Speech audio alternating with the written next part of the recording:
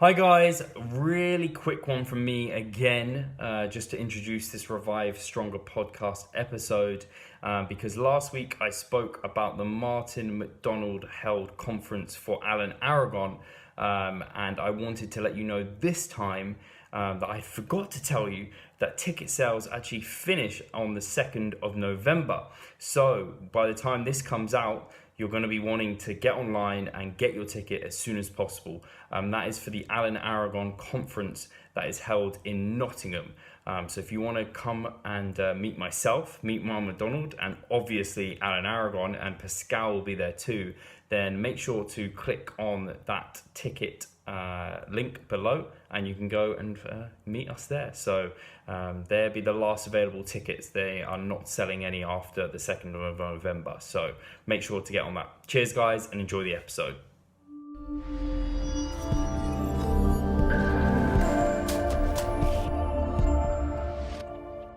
Hi guys, welcome to another episode of the Revive Stronger podcast.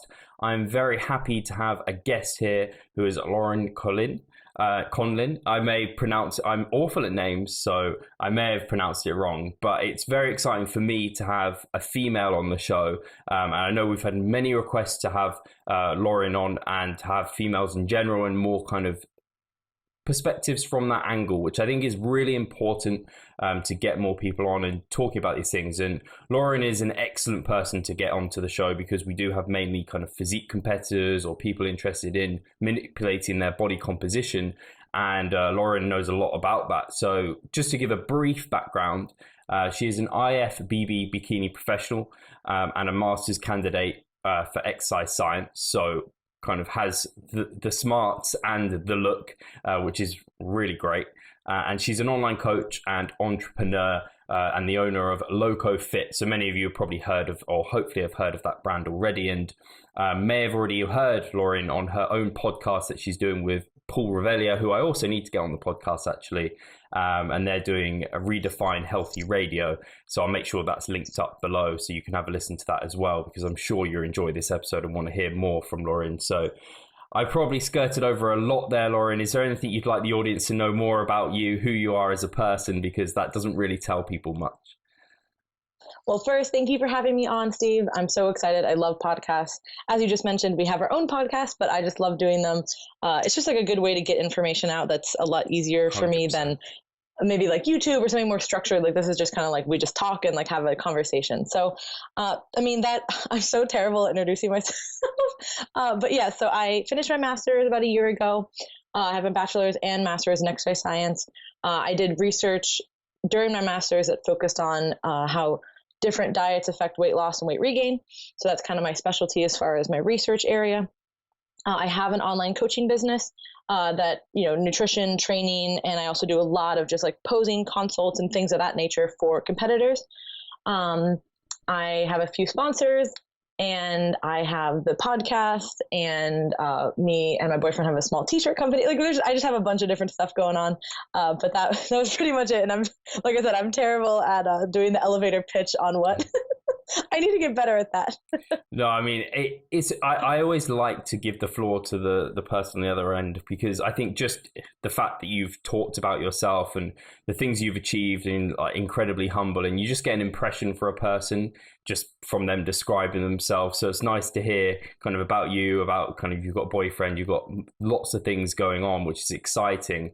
And yeah, just I think we're going to have a really good chat and definitely delve into some of your research that you've been doing that's going to help some of these questions. But something that did come up that wanted to be asked to you specifically was kind of how bikini in particular has developed over the years and kind of your experience of that.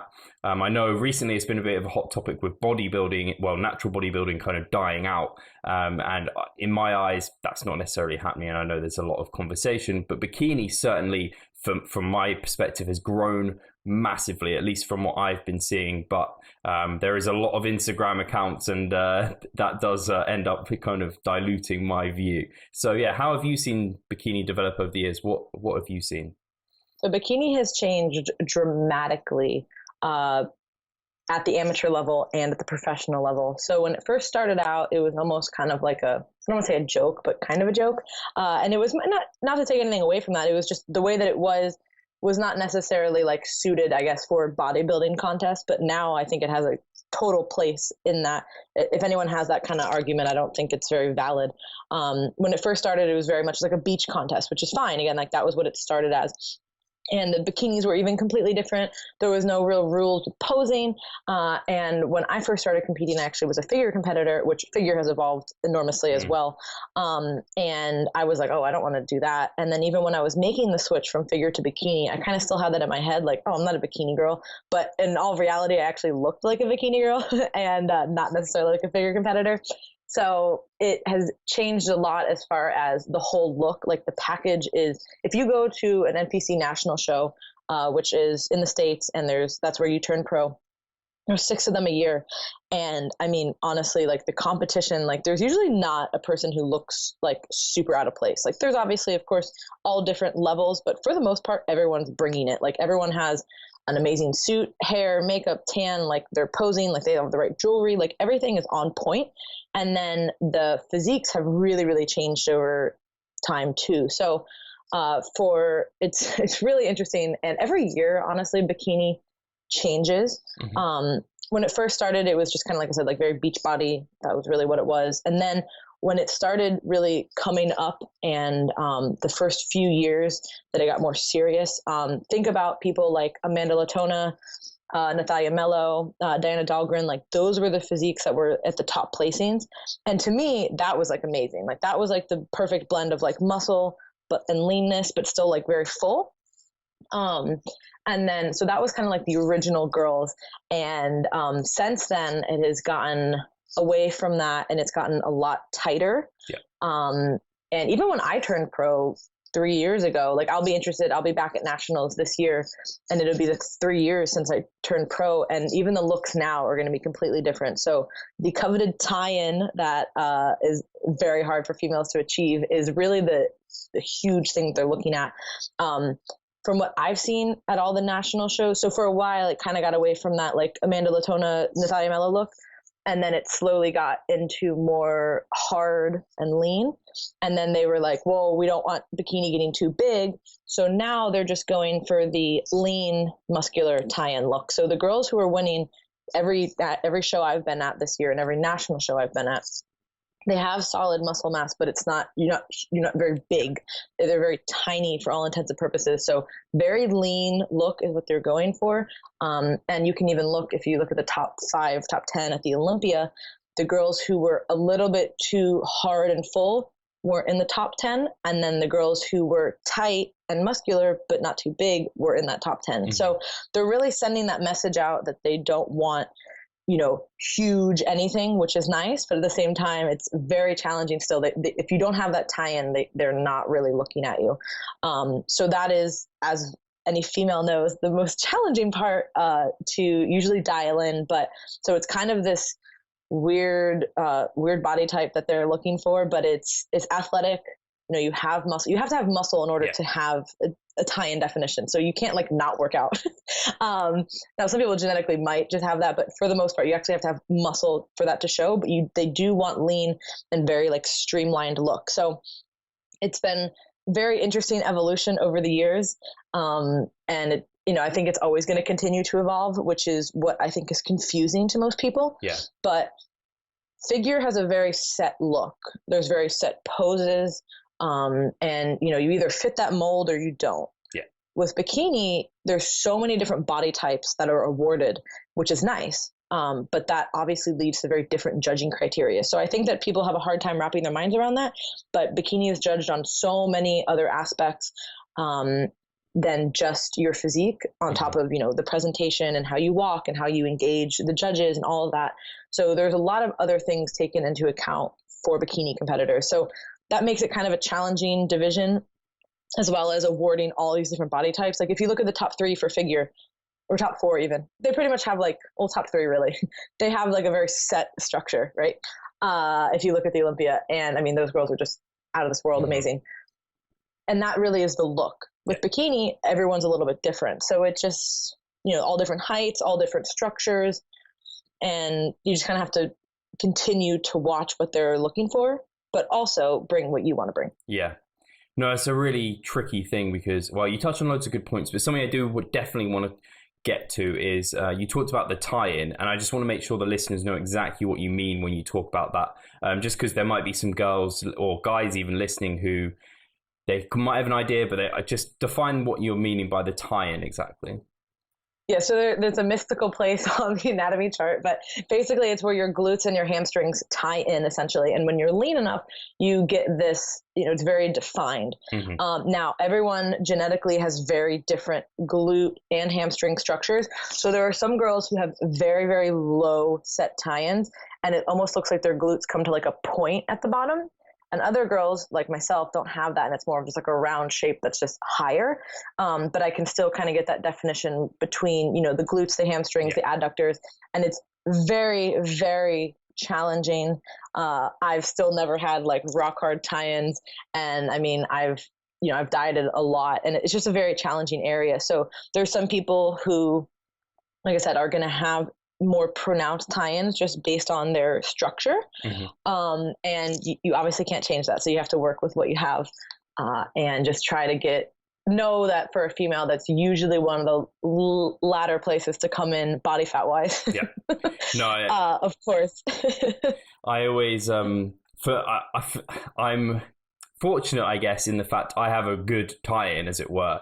I know it's not like anatomy wise, it doesn't really make sense to call it a tie-in or things like this. But so if people are imagining, and maybe we've got male listeners thinking kind of bodybuilders, when you're thinking hitting a side tricep or side chest, you've got the hamstring and the glute there. Some guys have an obvious kind of break point, whereas other guys, it's just kind of like, you can't really see that they kind of just mush into each other. And the same happens with females. Like, we've all got our own genetics. So no, it's hard that's such, and it goes to show, and it was making me think the whole time you were talking, that how the sports do evolve. So like bodybuilding went from like classic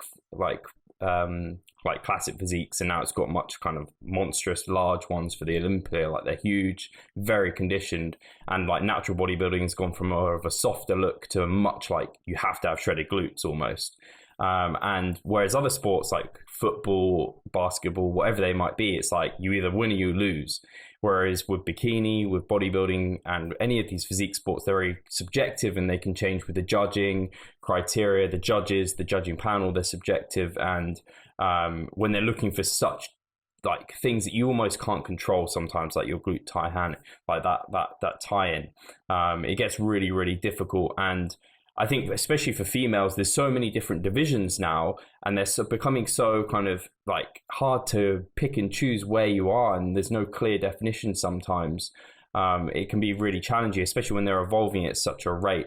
And there's so the thing with bikini, at least in the States too, is there is a huge difference between bikini and figure, like yes, a very large distinct difference. But within bikini, there are girls who are just harder, and then there are girls who are just softer. So I would imagine in the coming years, just based on how popular bikini is, I would not be surprised if they do kind of have two divisions. Now, I'm not saying that's going to happen next year, but I would think that maybe in the next few years that would happen, just because there almost needs to be that to happen. Because like even at the Olympia, there was, I think, 35 or so girls who had qualified. That's a lot of girls, and there's a lot of different body types in there. So I wouldn't be surprised if they do that at some point. But, obviously I'm not in charge of any of that kind of stuff. But there are so many, there's definitely a distinct difference. And we all know that there's some competitors who are just leaner people, and then there's other people who are just fuller. So some people can't have that middle ground. Some people are either really lean or they're not conditioned enough. And then some people, like, they look really good, but they just never really get that rock hard look. So everyone's body type is different. So it can be very challenging to choose what division to do. Yeah. But at the end of the day, you just have to kind of go with one and then just see how you like it. And you can always change it. Like I change, so. Yeah, no, totally. And actually, if we can get, because you said there's a clear kind of, that's figure, this is bikini. Just if you were to kind of separate the two for our listeners, what would be that like definitive point? And also if a female was listening and she's interested in competing, how might she decide which is for her? So obviously, again, genetics do play a role in this. If you're somebody who has very wide set shoulders, and you already if you're somebody who just kind of works out and you have shoulders and a thick back and decent quads, I would probably say maybe try to go in the figure division if you like that look. Because basically the biggest thing with figure is this, they want the capped shoulders, they want the dense full back, they want the quad sweep, they want the hamstrings that are visible and kind of hanging, whereas in bikini you have hamstrings and glutes, but they're just tight and kind of lean enough, but it's not necessarily, the muscle density is really the biggest difference. And some people have obviously an easier time putting on muscle than others. Yeah. And some people have a frame that just looks more suited for figure, as far as, again, the broadness, I guess. That's why I always did okay-ish in figure, if I had maybe 20 more pounds of muscle on me, but it's just hard for me to get that big. So especially in the NPC IFBB level, it's just a completely different animal. And if you look at the really top girls too, they all have these really in all the divisions, the top girls have tiny waists, but in figure more so, because you're standing straight on and you can't really hide stuff. Whereas in bikini, you can, you're twisting and you're posing a lot differently. So I would say the muscle density is really the biggest thing. And then, having big lats and big legs is really, you need that in figure. Whereas in bikini, you can have, in shape, muscular, some kind of muscle, but not necessarily this density. I guess that's why it's similar to men's physique and then men's bodybuilding. Kind of men's physique's really growing in popularity because you don't need as much muscle necessarily, and legs aren't a component, and a lot of guys haven't necessarily started training their legs. So bikini could be a bit of an easier platform for some females to get into, wet their feet, and then go into trained figure once they've got that density and muscularity. So I think it's really good that it's there. I think people, I think from the outside in, probably don't understand it as well as maybe they should be. Largely, I think because it's probably called bikini, it kind of makes it sound a bit. You think of bikini, you just think of girls on the beach. You think that's what they're looking for, but obviously it's developed from there. And it's fascinating for someone who is so involved within it to talk about it and talk about the developments that they think are going to happen within that. In terms of its growth, and I know we said we were going to talk about this, and this relates to some of your kind of research. There's been a lot of females who, you see all these physiques on Instagram and you see all these food posts, and there is definitely now a development of kind of eating disorders and kind of almost body dysmorphia within female competitors. And hopefully this is kind of dying out a little bit, as more education is coming out, but it's also, I guess, growing because there's people getting into it without knowing any better. So it's kind of a bit of a bash of heads. How have you dealt with this as a coach online? How do you I know you share lots of good information, you try and kind of get across to people. What have you seen happen? Are you seeing an increase, a decrease? How many people are you seeing that are falling into this kind of trap? Like you said, I think that people are becoming more educated. I think people are recognizing that they're having a problem, whereas beforehand, maybe they didn't recognize it and they thought, oh, everyone does this or everyone feels this way. So I think with more education, people are understanding that, okay, this isn't normal.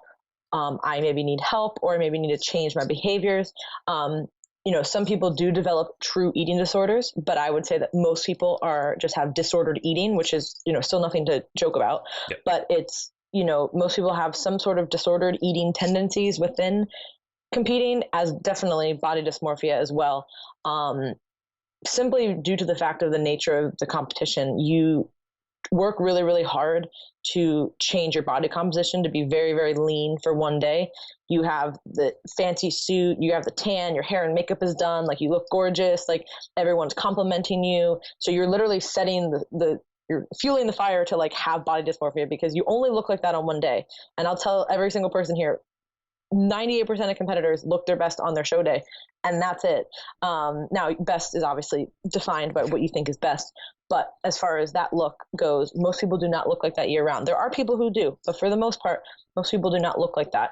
So I think what happens is you kind of set up that you like live through your pictures and you live through people's comments and compliments. And then you're like, oh my God, I don't feel worthy anymore. I don't look like this. And it's just the nature of competing. So I think everyone will go through that at some point. Even the most like resilient people with like body image positivity, it's just the way that the competing set up. As far as the disordered eating, as far as like a competitor and a coach goes, like I said, I do think it's getting better as far as people understanding, but there's just so many more people doing this now that I don't think the numbers have decreased necessarily. But there's a lot better grasp, I think, on people with, okay, I have an off season and I have a prep. Now, I still have a bunch of people come to me, whether they're competitors or not, and they still don't have that idea. They just have the like, oh, I'm going to diet, going to do something. And for most clients, I would say that I don't typically diet anyone without working with them off season, even if it's like a month, like just to, like if somebody's like, hey, I'm not doing a bunch of cardio and I'm eating a lot of food and I'm mentally in a great place, I'm still like, hey, let's like just, maintain again for like a month and then we can diet. Most people come to me and they're like a mess and I'm like, okay, we have at least 3 months, then we can kind of reassess. That's like my usual spot is like, okay, let's dedicate at least 3 months to this, see where you're at, and then we'll kind of move forward. Some people it takes a lot longer. Some people it takes 6 months to work on these things. And, sometimes it's just like a lifelong, every week somebody's working on this. So I'm never going to pretend that I'm a therapist or a psychologist or anyone in that area. But for the most part, if somebody really has serious issues, then I refer out because I'm like, I really think that you need some specialized help. But most people, like I said, kind of fall within that like eating disorder, like disordered eating tendency, not necessarily eating disorder. So working through that, trying to add, honestly, just telling them straight up, like, hey, we're not dieting. You don't need to be worried about that. And just being honest with people from the beginning is usually really helpful. Now, obviously, I'll lose some people when they reach out to me like, hey, I want to diet. I'm like, no. And, but those people are at some point going to go through that cycle enough times to know, oh, I need to stop. So it's a hard conversation to have with people, and it's a hard thing to work on. But honestly, it just takes time, and it takes somebody, you have to be upfront with them and say, hey, I think we need to take at least 3 months to kind of do this, work on other things outside of your body weight, outside of just, what you're eating, and kind of shift that focus a little bit. And then we can kind of get back to that at some point. So that's kind of how I handle it. I don't know how other coaches do, but I think that that's the best way I've found at this point. No, I completely agree. I've had tough conversations with people who have come to me who they're just not in a state to compete. Maybe they've competed the year before and they haven't given themselves that break. They've just kind of come out of the show. Maybe they've had that post-show binge and then they've tried to diet again.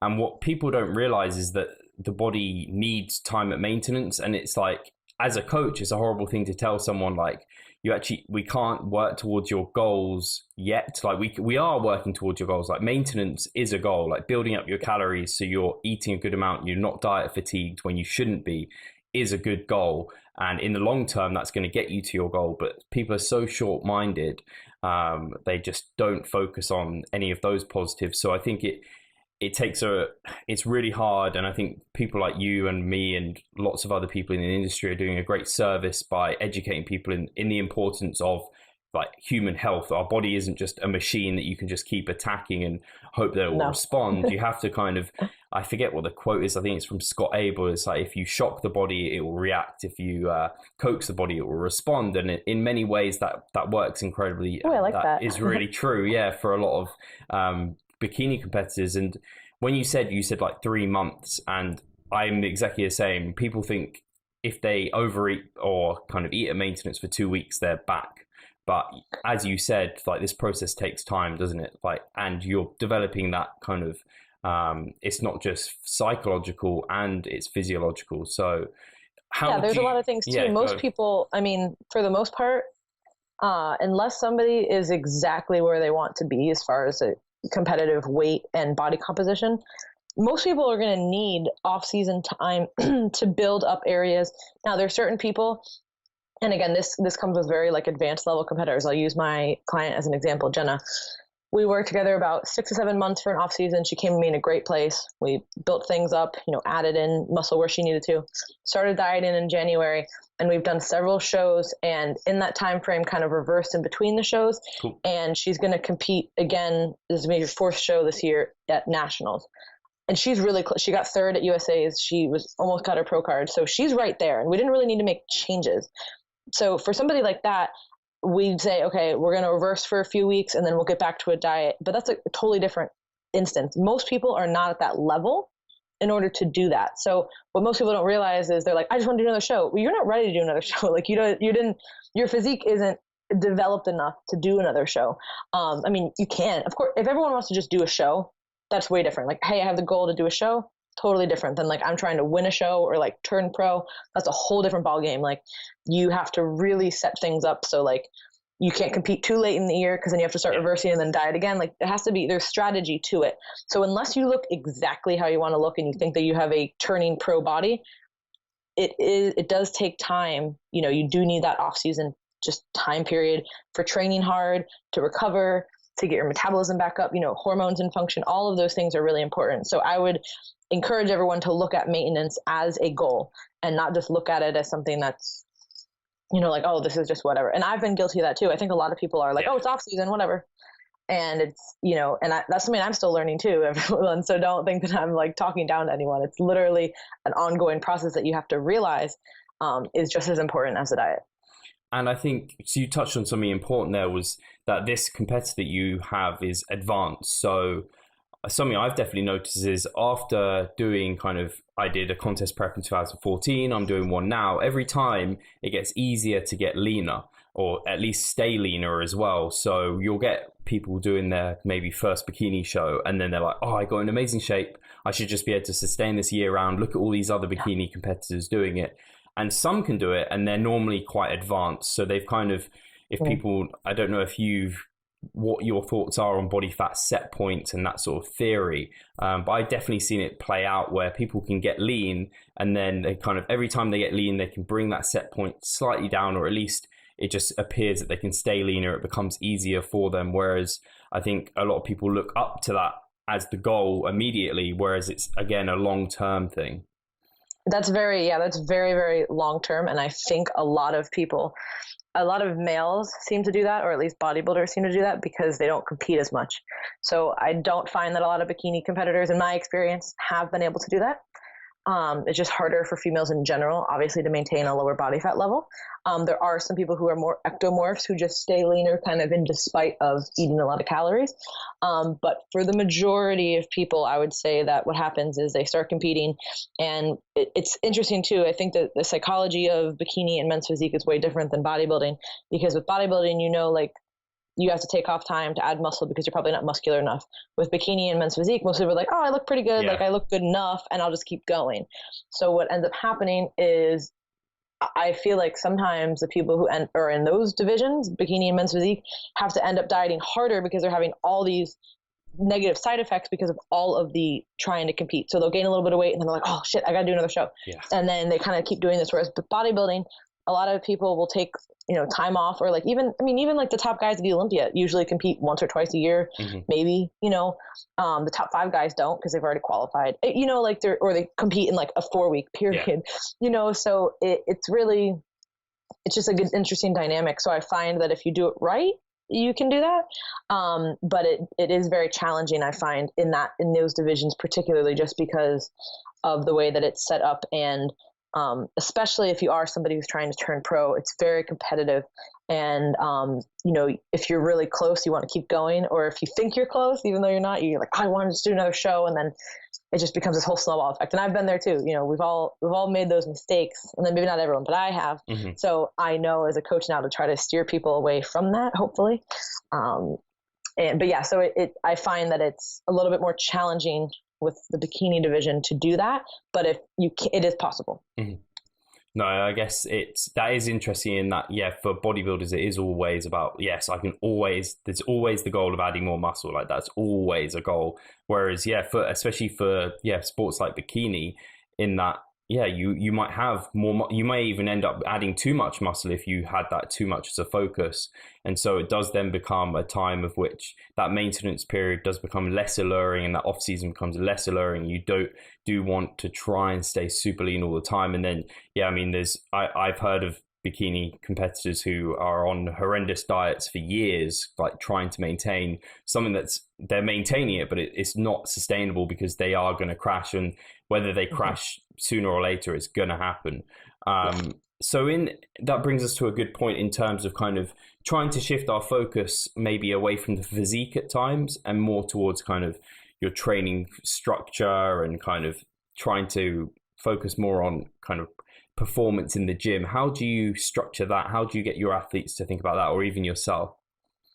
So it is like we talked about, it is challenging, but I think that in the off season, it is necessary to kind of have these training goals and to think, because for so long when you're prepping, you kind of forget how like it feels good to like eat and like recover, because you're so used to it. For like if you are doing like an extended diet, you're like, oh, I just feel like shit 24/7, that's fine. But really you shouldn't feel like that, right? Like as a true athlete or somebody who's, you know, working out, you should have enough calories to like recover. So I think a big part of shifting the focus is, okay, we're going to be eating more food, so let's actually use it and train hard in the gym. And I think that once people get that, it's so much better, in my opinion.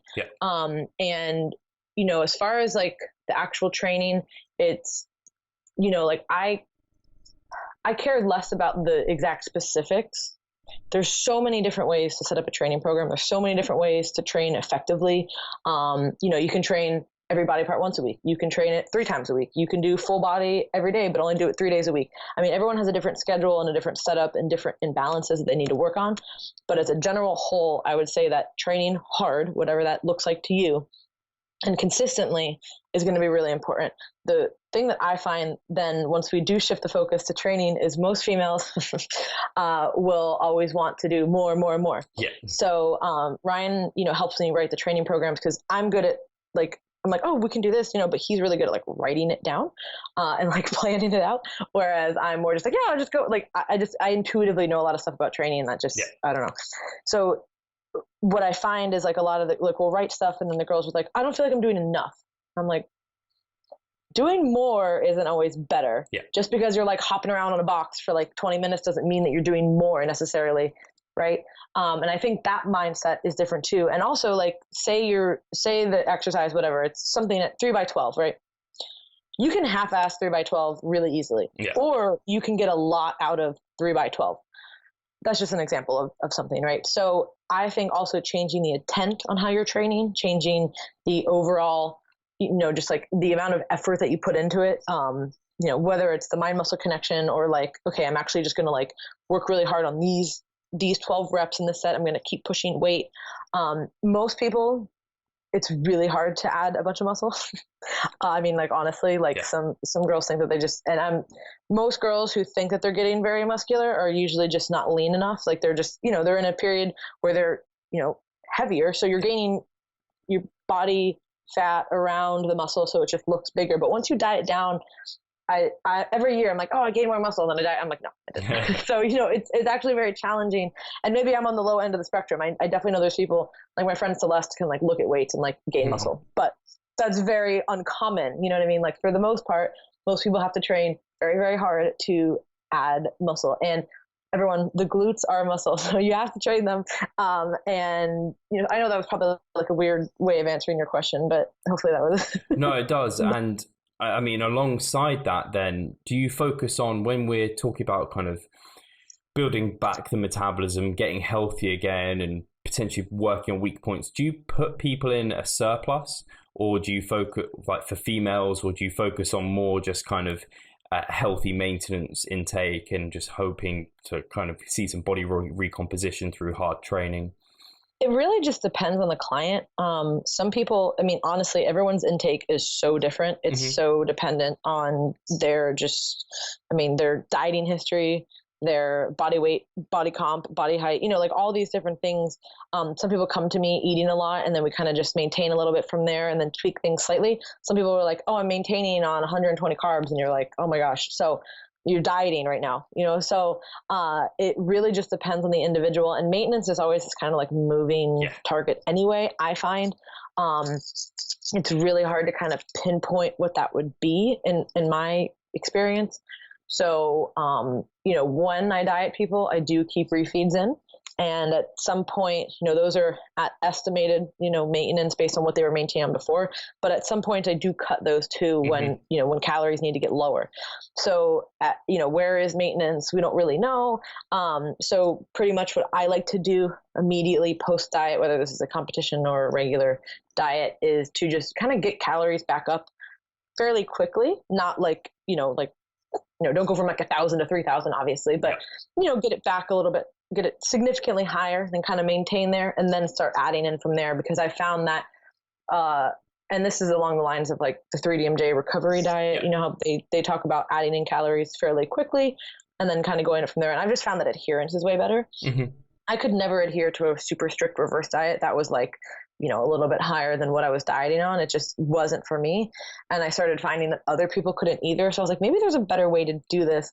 And people feel better, too, especially if they're a competitor. Like if it's just like a lifestyle diet and you're not super lean, that's a little bit different. But if you're a competitor and you're actually lean, you don't feel good and you don't want to be there. So getting calories up significantly-ish within the first few weeks, I feel like, significant is different for every body and where you were, I find is a lot better, and people actually stick to that. And then they're like, oh, I feel good and I'm sticking to this.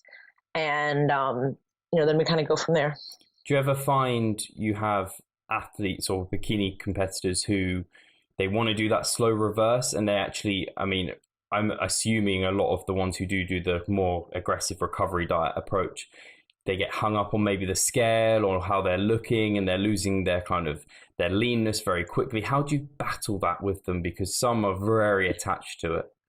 I'm just very honest with people. And I think if somebody works with me for a diet, they kind of know what I'm about, or what I would recommend. So pretty much when I just have to console and coach them to say, hey, just trust me on this. We're going to do it for a few weeks. And most people find that most people respond far better to that. And when people do come to me with these ideas of like, I just really want to slow reverse. And I'm like, it's not, once you explain usually to people that it's not as good of an idea as I think it is, I think a lot of people, will be on board with it. Now, if they're not, then maybe they're like, okay, see ya. I'm going to go work with another coach. And that's fine. I'm not going to change what I think is best for you because you're trying to. Now, there are instances, of course, when somebody, if I was like, okay, I'd rather have our calories here, but somebody has been, just really struggling with their off season and we have given me some time, there's always instances where things change, so I'm not going to say like, oh, you're listening to me or we're not doing it. Like, of course not. Like it's all based on the individual and where they're at. But for the most part, I think once you coach people on like, hey, this is actually better, give it a few weeks and then we'll go slowly and you'll be happier. Perfect. I think they're usually good. And when you are reversing them out or kind of recovering them out, are you looking for a certain maybe percentage of body weight above their stage weight, or are you looking more towards how they're feeling, how they're reporting to you? It really goes by feel because again, everyone gains weight differently. There are some people who can gain a few pounds and feel fantastic, and there's some people who have to gain more weight to feel good.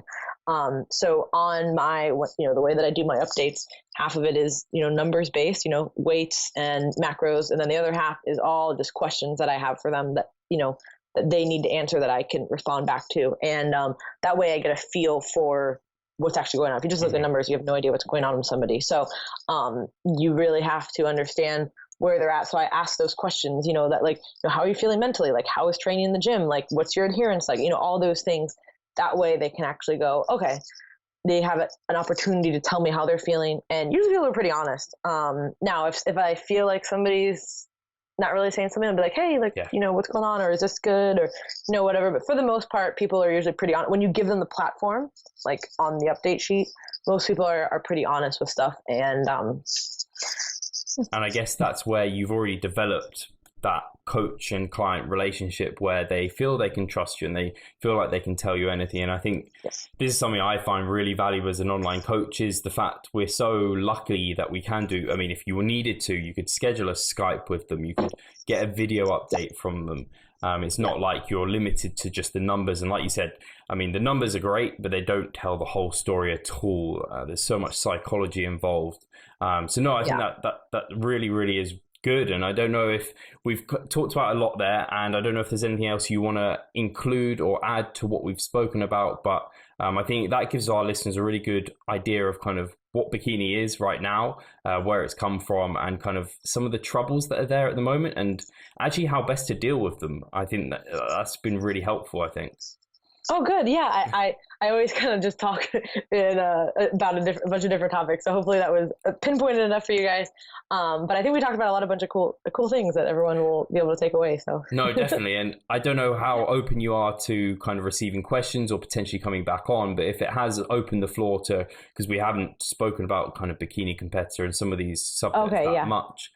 So if there are questions, would you be willing to kind of come on again? If there was of course. some things, that would be amazing. So no, for sure.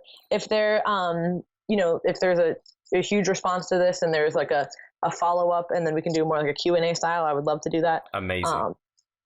For sure. I love podcasts though. Awesome. Cheers, Laurin. And guys, so if you have got questions, please do post them below because we'll get Laurin on again and we can talk more about this because it's pretty cool stuff, and anything physique and this sort of stuff is really interesting. So thank you so much for coming on. And if people want to get in contact with you, where would you say is the best place for people to reach out? So my website for anything that's related to services, that's LaurinConlin.com. Just spell my name right. It's LAURIN and you'll find it. Everything is on there. My social medias are all at Laurin Conlin or just my name, just fully. So you can check everything out there. So yeah, that's usually where people reach me. Awesome. And I'll make sure I link them in the description box below, and so people can get those directly. And I know Laurin is actually pretty active over on Facebook particularly, and also on Instagram. So you can enjoy. I'm trying the Facebook thing. No, I mean, the posts I've seen, I've enjoyed, so I'm sure our audience will really enjoy them. So definitely go and head over there and give Laurin a follow. So thank you so much again for coming on. Thank you guys for listening, and we will catch you soon.